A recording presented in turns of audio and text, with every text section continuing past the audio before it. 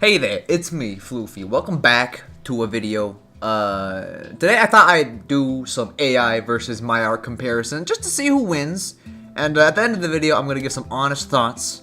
But let's go ahead, no more waste of time, let's go ahead and get into it with our best example. This is Lucio, the hyena. If you've read my work, you might know him. You might not, that's okay. But I mean, bro, this is so obvious who wins right now. I mean, the freaking AI styled on me, you realize, because not only did it do the full photo, but it did a freaking headshot too.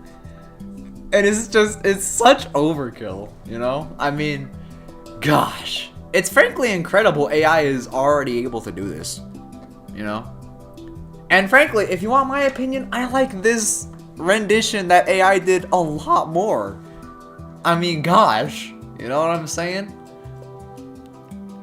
But, it's very obvious who wins. It's no contest. AI absolutely blows me out of the water on this one. This is the best example that I can think of, because it's so obvious the gap in skill. But let's go ahead and go on to the next one. Okay. This is Leonidas. He's one of my most popular characters. If you recognize my work from anywhere, you'll probably recognize Leonidas. And while AI still absolutely wins here, I think there's some things you gotta look at. Because first of all, look at all these things that aren't the right color, right? The beard isn't the right color, the horns aren't the right color, the kanabo isn't right, he's got hair on his forearms for some reason. I mean, it's a good start, and I do think AI still absolutely wins in this, but I think this one's just a pinch closer because there's a lot of things wrong that the AI did. But still, I think AI wins on this one. You know what I'm saying? I think it's no contest. Okay, we got Wraith here, the tabby cat ghost sort of razor wire controlling blessed. And you know, I think AI definitely has me beat on this one. I mean, let's look at it. Let's take it step by step. The mask, I mean, truthfully, I do like. Well, actually, I like both of them, but I feel like my version sort of, no, I can't say that. I think AI wins all the way here. Something I find interesting, though, is that AI did it more animal-like. Or maybe it is an anthropomorph and it's just like hunkering down on its hind legs for some reason. Something interesting, though, is that the razor wire that's supposed to be around Wraith's chest and her wrists and her hips and stuff, the AI interpreted that as soggy bandages, which I think is interesting. So it did that, and to be honest, yeah, I think AI has me beat here. I think we can move on to our next example. Now, before I even continue, I should say that technically, Floofy's art that you see on screen under my art section, technically I didn't make that. There was technically a joint effort between me and an artist named Breeza. So technically, this isn't even fully my art, you know what I'm saying? But either way, I do think this is actually the one time where I actually do beat out the AI art. Because I mean, you look at the AI art, it's just, something about it is just super inconsistent looking. I mean, first of all, the colors aren't right. There's orange where it should be yellow, and yellow where it should be orange. So it's just not right. The hair isn't right, the ears aren't right, the arms aren't right. Like, really, AI did a pretty bad job with this one. I feel like I just barely clutch on to the win on this one. The freaking AI one is doing like the Messiah pose. Freaking no need to thank me. It freaking I don't know. I find that funny for some reason.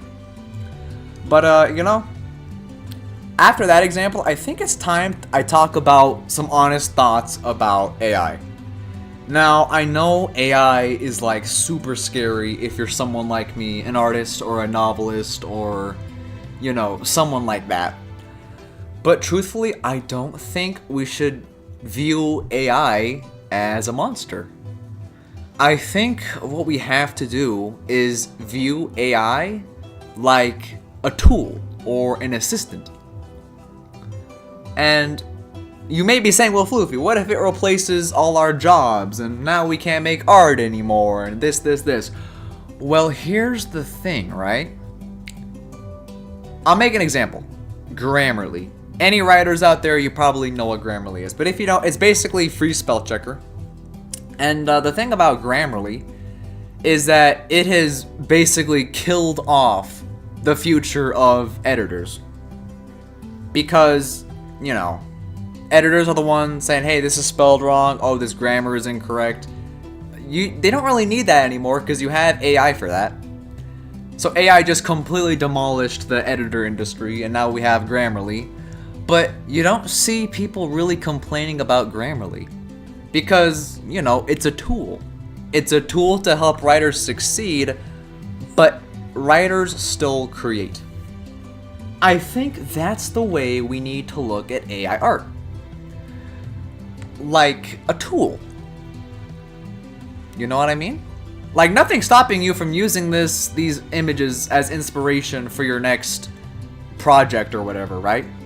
Because you're still doing the work, right? Right? So it's a tool. It's not doing the work for you. It's giving you inspiration. And if you think about it, we've been using AI for so long at this point, decades. You want to use your microwave oven? Oh, you know, can't use that anymore. We don't want to use AI, do we?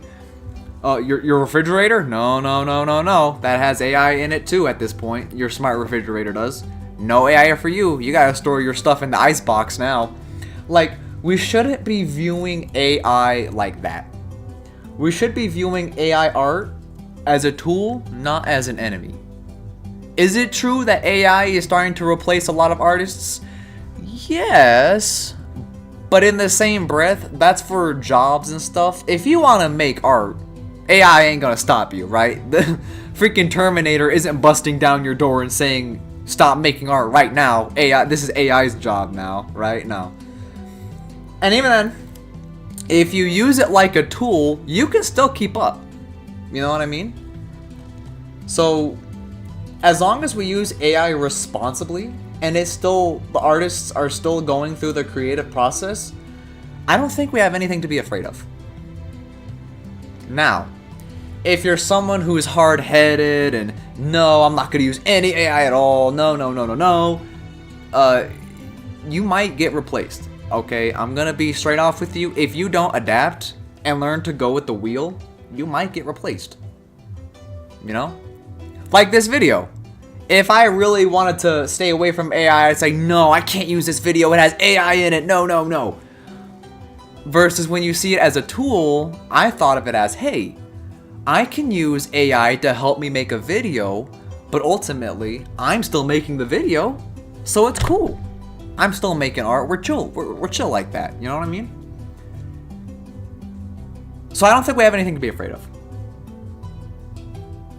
And it goes back to this excuse of fear, right? Say you're someone that's really scared. Oh, what if I get into art and AI replaces me? Oh, I should probably just stay away from art then, right? Well, here's the thing. You can use that as an excuse, and no, I can't. Or you can look at it as, I want to do something. Yeah, maybe the circumstances aren't perfect, but gosh dang it, I want to do this. I'm going to do this. And you know what's funny? The people who say they can't never do. Don't you think that's weird? I think that's weird. So instead of being scared of AI, you should be optimistic and trying to find out how to use AI in your creative process. Now, I'm not saying just let AI do all the work. No, that's what makes people angry, right? But like Grammarly, it's not doing the work for you. It's just a spell checker. It helps you. It's an assistant.